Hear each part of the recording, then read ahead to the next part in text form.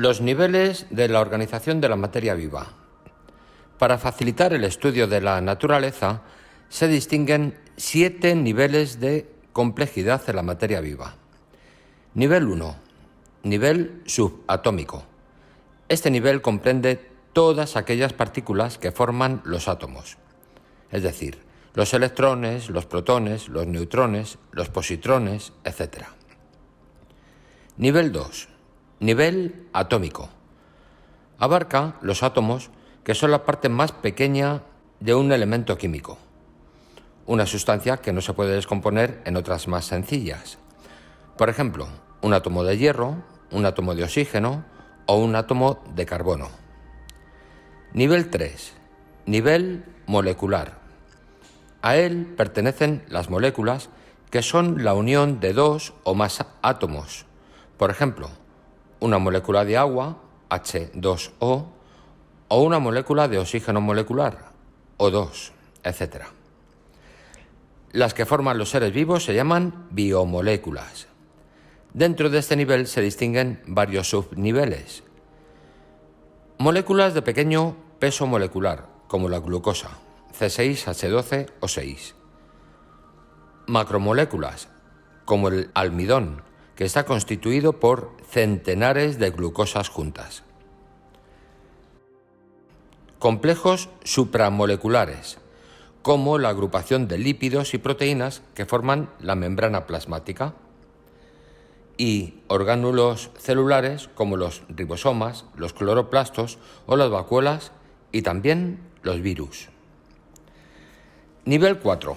Nivel celular. Comprende las células, tanto procariotas como las eucariotas.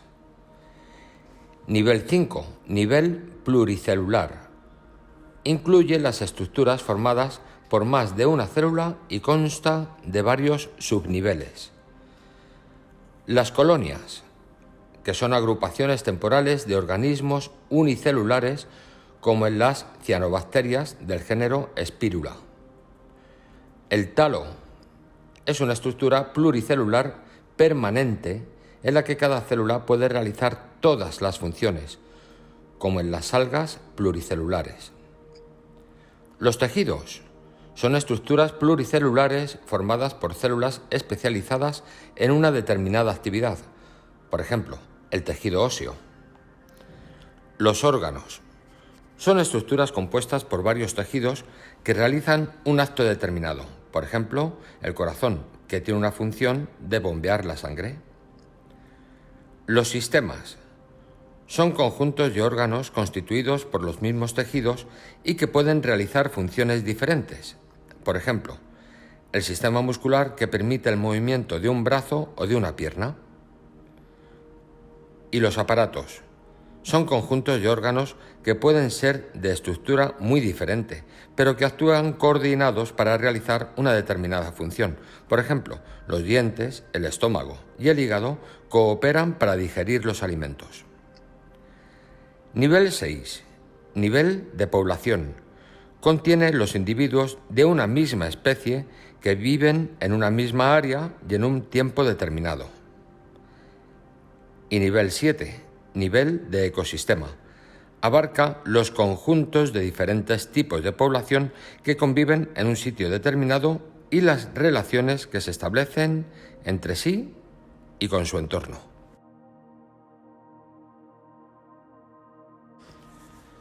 La teoría celular.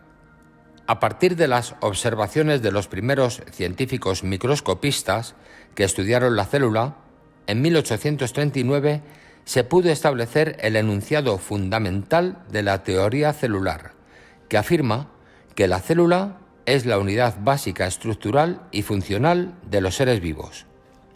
Posteriormente se fue completando y el último principio que se añadió se refiere a la información genética contenida en la célula.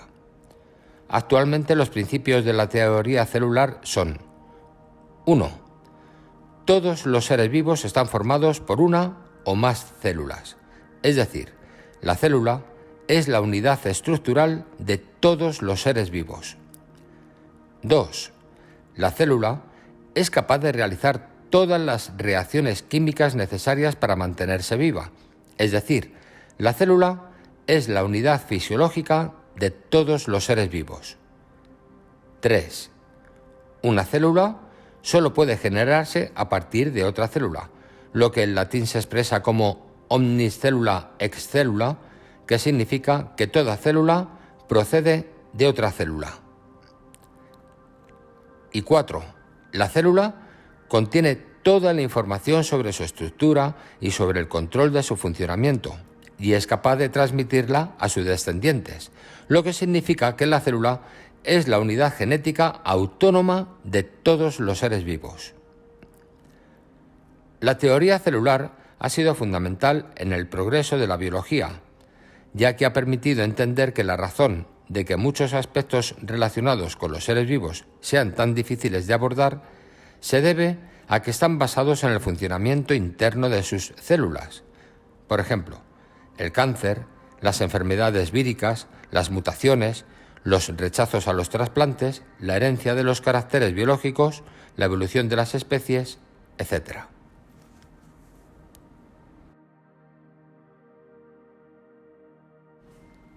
La estructura celular. La célula es la estructura biológica más sencilla que existe, capaz de actuar por sí misma, realizando las tres funciones vitales: nutrición, relación y reproducción. Está compuesta por tres elementos fundamentales: la membrana plasmática, el citoplasma y el material genético. La membrana plasmática es la capa que delimita la célula y gracias a ella se mantienen separados el medio líquido interno del medio líquido externo. También regula la entrada y la salida de sustancias entre el citoplasma y el medio externo, gracias a la permeabilidad selectiva que posee. Está compuesta por una doble capa de lípidos a la que se asocian diferentes tipos de proteínas.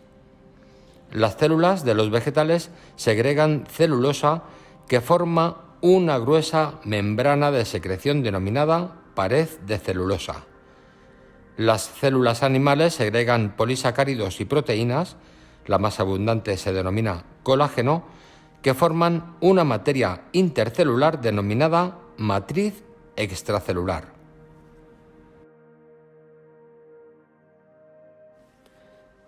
El citoplasma es el medio interno de la célula y está constituido por un medio acuoso denominado citosol, un entramado de proteínas fibrilares entrecruzadas que forman el citoesqueleto, y una serie de estructuras llamadas orgánulos celulares. Los principales orgánulos celulares son los ribosomas, el retículo endoplasmático, el aparato de Golgi, los lisosomas, las vacuolas, las mitocondrias, los cloroplastos y el centrosoma. Los ribosomas son orgánulos sin membrana constituidos por dos subunidades que tienen la función de sintetizar las proteínas. Pueden estar dispersos en el citoplasma o adheridos a la superficie del retículo endoplasmático rugoso. Retículo endoplasmático. Es un orgánulo membranoso formado por un conjunto de sacos aplanados y túbulos interconectados en cuyo interior se sintetizan, transportan y almacenan diferentes sustancias. Se diferencian dos tipos: retículo endoplasmático rugoso, que presenta ribosomas adheridos en su superficie externa, que sintetizan proteínas que luego pasan al interior del retículo. La misión fundamental del retículo endoplasmático rugoso es la síntesis, el almacenamiento y el transporte de proteínas. Además, participa en la formación de la envoltura nuclear que delimita el núcleo. Y el retículo endoplasmático liso no presenta ribosomas adheridos en su superficie externa. Está comunicado con el retículo endoplasmático rugoso, por lo que participa en el transporte y en el almacenamiento de las proteínas. Además, en su interior se sintetizan lípidos. Algunos se unen a las proteínas procedentes del retículo endoplasmático rugoso y forman lipoproteínas. Aparato de Golgi. Es un orgánulo membranoso formado por un conjunto de sacos aplanados, superpuestos y muy próximos entre sí. Siempre se encuentra cerca del núcleo. Recibe y almacena sustancias procedentes del retículo endoplasmático y en su interior se sintetizan glúcidos. Posteriormente, libera todas esas sustancias mediante la emisión de pequeñas vesículas, que pueden ser vesículas de secreción o bien lisosomas. Lisosomas son estructuras globulares procedentes del aparato de Golgi, que contienen enzimas digestivas. Están delimitados por una membrana que presenta en su interior un revestimiento protector. Su función es la de intervenir en la digestión de los alimentos ingeridos por la célula y la de destruir los orgánulos celulares viejos. Son exclusivos de las células animales, aunque en las vegetales hay algunos orgánulos parecidos. Vacuolas. Estos orgánulos son estructuras globulares delimitadas por una membrana. Son capaces de almacenar agua, nutrientes, sustancias de reserva y sustancias de desecho.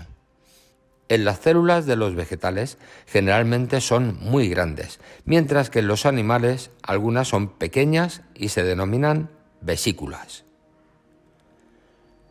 Mitocondrias. Son unos orgánulos alargados formados por una doble membrana, una externa lisa y una interna con numerosos repliegues denominados crestas mitocondriales. Tienen la función de realizar la respiración celular, por la que se obtiene energía a partir de la materia orgánica y el oxígeno. Esta energía se almacena en los enlaces químicos de una molécula denominada ATP. Cuando la célula necesita energía, las moléculas de ATP se escinden y liberan la energía necesaria. Cloroplastos. Son los orgánulos propios de las células vegetales. Tienen una forma alargada y están compuestos por una doble membrana, con numerosos sáculos aplanados en su interior denominados tilacoides, donde se encuentran englobadas las moléculas de clorofila, el pigmento que interviene en la fotosíntesis.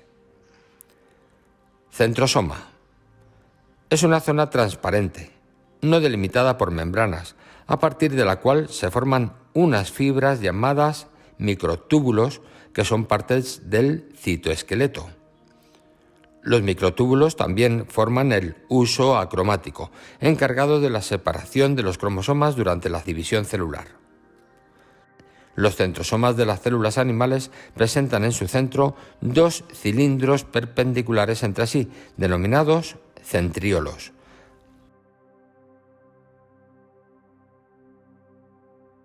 A partir de ellos también se originan los microtúbulos, que constituyen la estructura interior de los cilios y de los flagelos que sirven para desplazarse y atraer el alimento.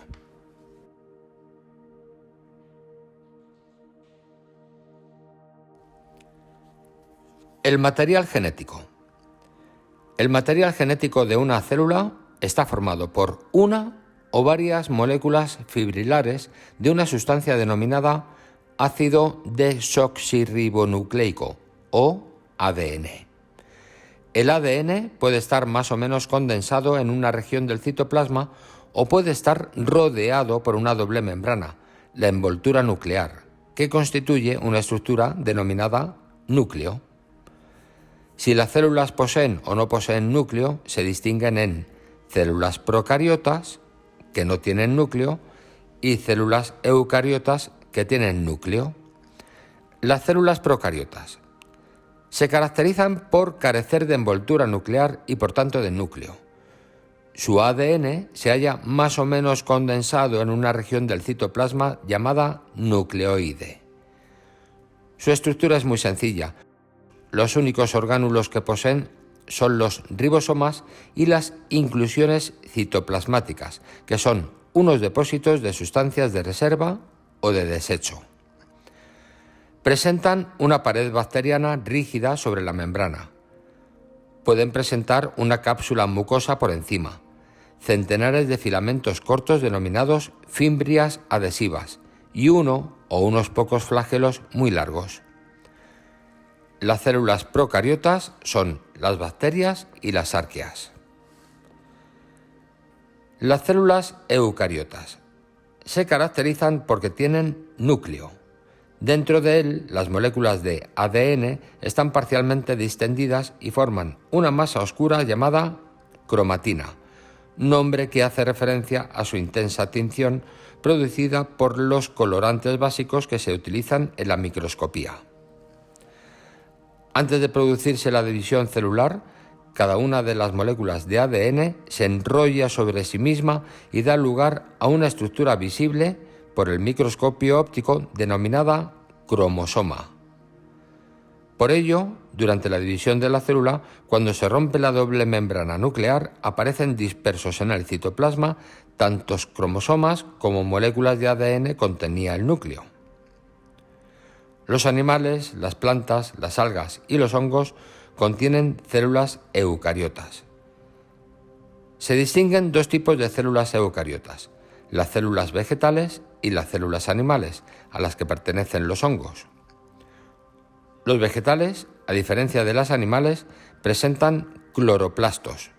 Tienen una pared de celulosa rígida por encima de la membrana plasmática y su centrosoma carece de centriolos.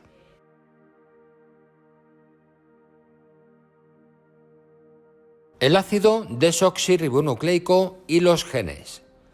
El ácido desoxirribonucleico, o ADN, es una molécula lineal muy larga formada por dos cadenas enrolladas una sobre la otra, formando una doble hélice, como si fueran dos hilos enrollados sobre sí mismos. Cada cadena de ADN está constituida por la unión de millones de pequeñas moléculas denominadas nucleótidos. Cada nucleótido está formado por un ácido fosfórico o grupo fosfato, H3PO4, un glúcido de 5 carbonos o pentosa, denominado desoxirribosa, y una base nitrogenada que puede ser una adenina, una timina, una citosina o una guanina. Como sucede con las 28 letras del alfabeto, que haciendo distintas combinaciones se pueden hacer muchas palabras que transmiten cualquier tipo de información, con los 4 tipos de nucleótidos, ordenándolos de diferente forma, también se pueden almacenar cualquier tipo de información biológica. Por ejemplo, la secuencia adenina, adenina, tiamina, citosina, guanina, tiamina, contiene una información diferente de la guanina, tiamina, adenina, tiamina, etc. Las dos cadenas de ADN son complementarias porque las bases nitrogenadas son complementarias entre sí, de 2 en 2, como una llave y su cerradura.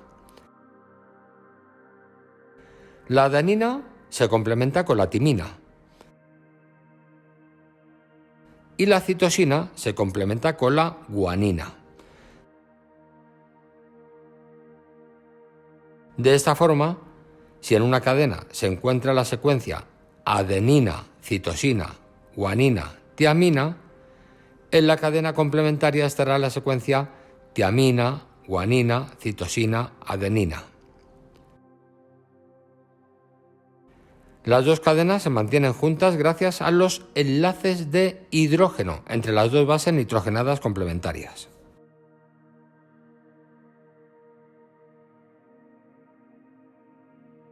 La información que contiene el ADN se denomina información biológica, ya que se refiere a la forma que debe tener la célula y su funcionamiento. También recibe el nombre de información genética, ya que durante la reproducción celular se duplica y cada copia pasa a una célula hija. La alteración en la secuencia de los nucleótidos del ADN recibe el nombre de mutación genética o puntual.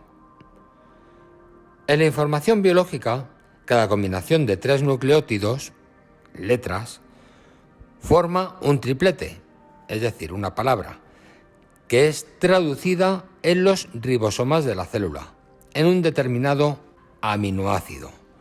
La unión de muchos aminoácidos forma una proteína concreta. Para realizar este proceso se requiere la intervención de otro ácido nucleico denominado ácido ribonucleico o ARN.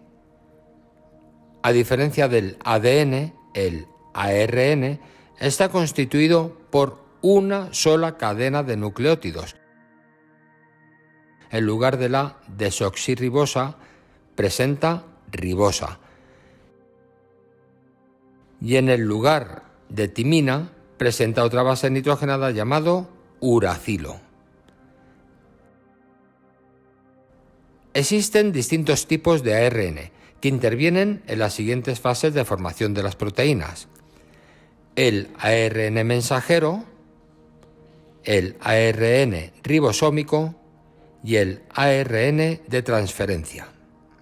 Las proteínas son las moléculas que forman las estructuras de los animales, los músculos, los tendones, cartílagos, la parte orgánica de los huesos, etc. Y las que regulan las reacciones químicas, que son las proteínas enzimáticas.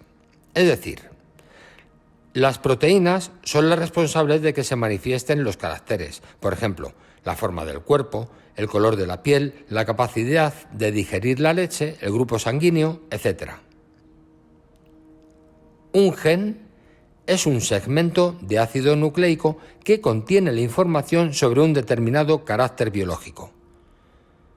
En general, el ácido nucleico que contiene la información biológica es el ADN, aunque en algunos virus, en vez de haber ADN, hay ARN. La mayoría de los genes lleva información sobre cómo fabricar proteínas, pero algunos lo hacen sobre cómo sintetizar los diferentes tipos de ARN. Los cromosomas. Un cromosoma es una estructura microscópica compuesta por una larga molécula de ADN, con forma de doble hélice enrollada sobre sí misma, y que está asociada a muchas moléculas de unas proteínas denominadas histonas. Los cromosomas se forman al principio de la división celular para facilitar el reparto del ADN y son visibles poco antes de que se rompa la envoltura nuclear. Los tipos de cromosomas. En una célula eucariota hay distintos tipos de cromosomas, cada uno de los cuales posee un conjunto diferente de genes y, por tanto, una información genética específica para los distintos caracteres biológicos. Con un microscopio óptico se pueden distinguir los tipos de cromosomas por su longitud y por la situación de la gran constricción o cintura, denominada centrómero. El segmento comprendido entre el centrómero y uno de los extremos se llama brazo. Según la posición del centrómero, la longitud de los dos brazos diferirá más o menos. Si el centrómero está situado en medio del cromosoma, este tendrá dos brazos iguales, mientras que si está desplazado hacia un extremo, tendrá un brazo más corto que el otro. Cuando una célula está a punto de iniciar la división para generar células hijas, el ADN se duplica. Cada una de las dos moléculas resultantes se asocia a histonas y se enrolla sobre sí misma, formando un filamento grueso denominado cromátida. De esta manera, el cromosoma presenta dos cromátidas que solo permanecen unidas por el centrómero. Si, por ejemplo, este está unido en la mitad, el cromosoma presenta 4 brazos iguales. Durante la división celular, las dos cromátidas se separan y cada una de ellas da lugar a un cromosoma con su propio centrómero.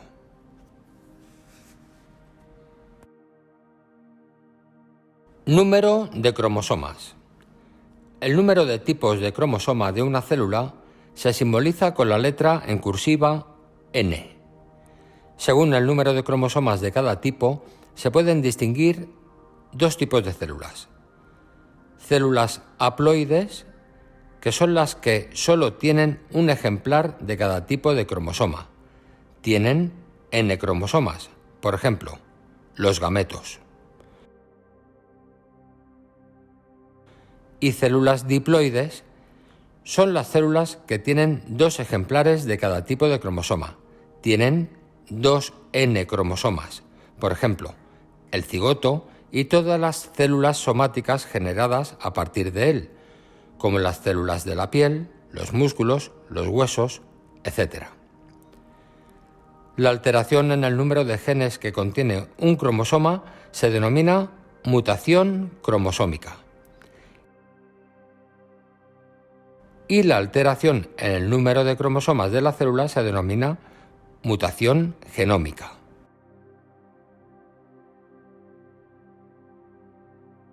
Número y tipos de cromosomas en los seres humanos.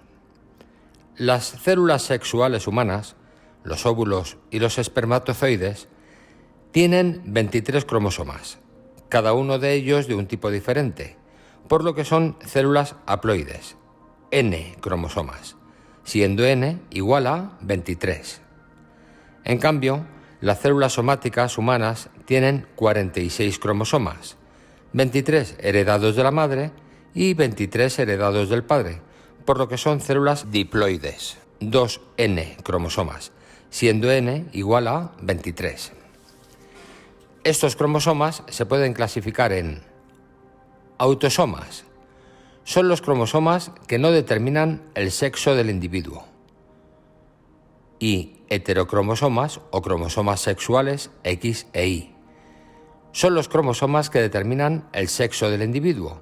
En los óvulos solo hay un cromosoma X, mientras que en los espermatozoides puede haber un cromosoma X o un cromosoma Y.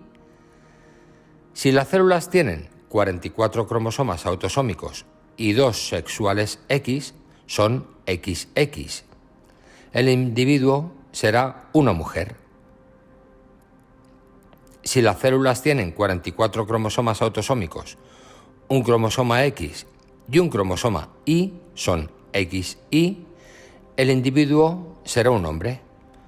Por tanto, las mujeres tienen 23 tipos diferentes de cromosomas, 22 autosómicos y el X, mientras que los hombres tienen 24, 22 autosómicos, el X y el Y.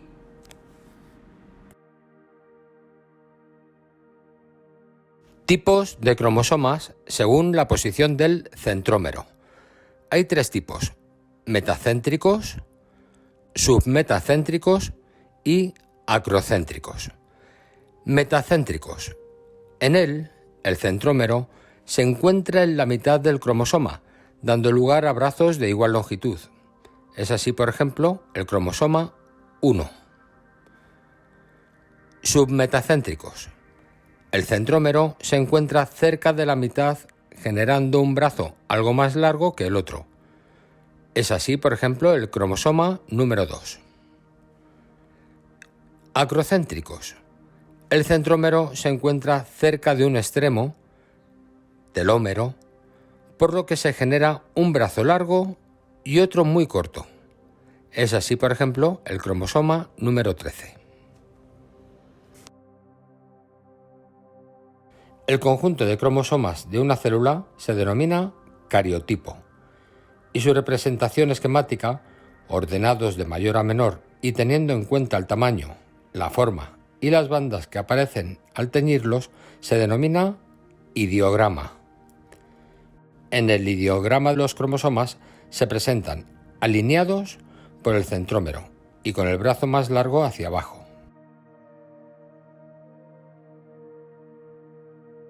Tipos de división celular. La división celular es el proceso mediante el cual una célula se divide y genera células hijas. Comprende 2 procesos: la cariocinesis y la citocinesis. La cariocinesis es el proceso de formación de nuevos núcleos, ya que cada célula hija precisa de un núcleo. Carión en griego significa núcleo. Y la citocinesis es el proceso de división y repartición del citoplasma entre las células hijas. Según el número de cromosomas que contienen los nuevos núcleos generados, se distinguen dos tipos de división celular. División celular por mitosis y división meiótica o meiosis. Veamos la división celular por mitosis. Es la que da lugar a células hijas con el mismo número de cromosomas que la célula madre.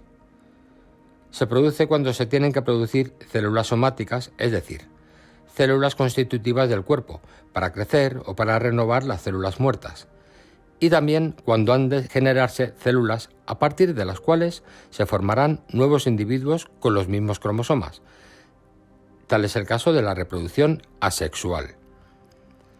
En la cariocinesis, mediante mitosis, se pueden distinguir 4 fases: la profase, la metafase, la anafase y la telofase. Después, el citoplasma se divide en 2, es la citocinesis, y se originan 2 células con el mismo número de cromosomas que la célula inicial. La división celular por mitosis se puede esquematizar del siguiente modo. Una célula 2N origina 2 células 2N.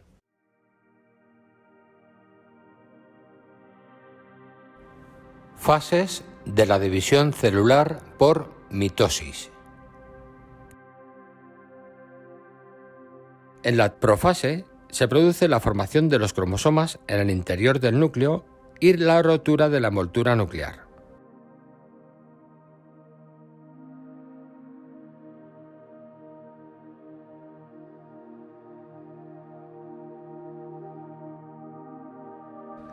En la metafase se produce una disposición de los cromosomas en el plano ecuatorial de la célula. En la anafase se produce la separación de las 2 cromátidas que tiene cada cromosoma y el traslado de una, que ahora ya es un cromosoma, hacia un polo y de la otra hacia el polo opuesto.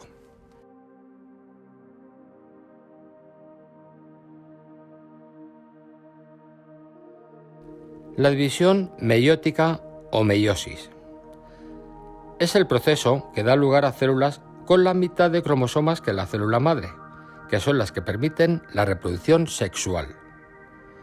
La experimentan exclusivamente las células madre de los gametos y las de un tipo especial de esporas denominado meiosporas.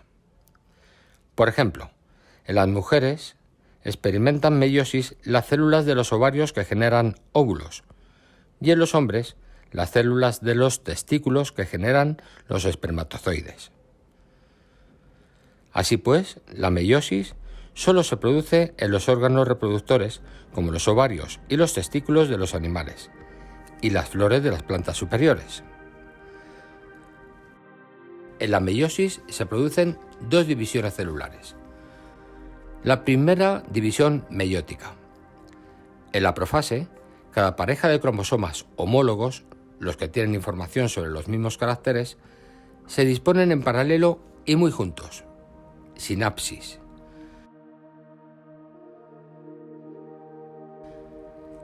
Y se intercambian segmentos, entrecruzamiento. La consecuencia es que se produce una recombinación genética entre ambos cromosomas.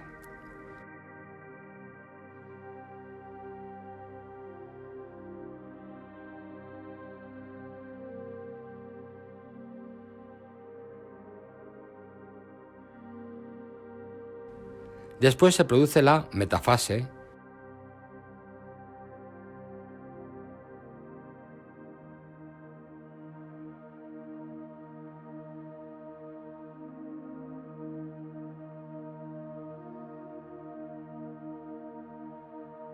la anafase,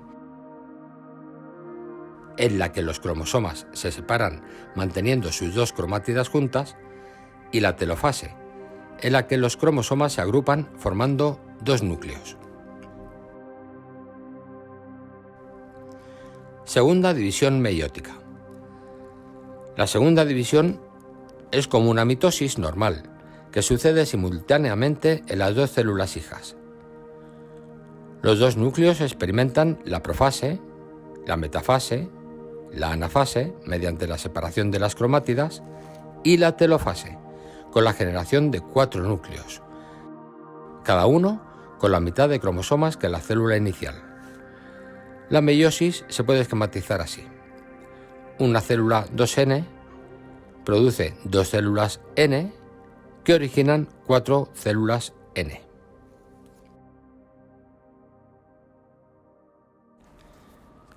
La reproducción de los organismos. Todos los seres vivos se generan mediante un proceso denominado reproducción. Se distinguen 2 tipos de reproducción: la reproducción asexual y la reproducción sexual. Reproducción asexual es aquella en la que los descendientes son genéticamente idénticos al progenitor. Por ejemplo, si se arranca una rama de un geranio y se planta, a partir de ella se generan raíces y se forma un nuevo geranio que será genéticamente idéntico al anterior. Este tipo de reproducción asexual se denomina reproducción por esquejes. Reproducción sexual es aquella en la que los descendientes son genéticamente diferentes a sus progenitores y entre ellos. La forma de reproducción sexual más frecuente es aquella que se realiza mediante células sexuales o gametos. Estas células tienen la mitad de cromosomas que las del resto del cuerpo, las células somáticas. Se distinguen 2 tipos de gametos: los masculinos y los femeninos. Para que se genere un nuevo individuo es precisa la unión de 2 gametos de diferente tipo. Esta unión se denomina fecundación. Los gametos reciben distintos nombres según sean animales o plantas. En el mundo animal, los gametos masculinos se llaman espermatozoides y son generados en las gónadas masculinas, que son los testículos. Los gametos femeninos de los animales son los óvulos y se generan en las gónadas femeninas, que son los ovarios. En el reino vegetal, los gametos masculinos se llaman anterozoides, en el caso de los musgos y los helechos, y núcleos espermáticos, en el caso de las plantas con flores. Se generan en los anteridios, en el caso de los musgos y los helechos, y en las anteras de los estambres, en el caso de las plantas con flores. Los gametos femeninos de las plantas se llaman ovocélulas u oosferas y se generan en los arquegonios, en el caso de los musgos y los helechos, y en los carpelos de los pistilos, en el caso de las plantas con flores. Los individuos que generan gametos masculinos se denominan machos, los que crean gametos femeninos, hembras, y los que generan los 2 tipos de gametos, hermafroditas.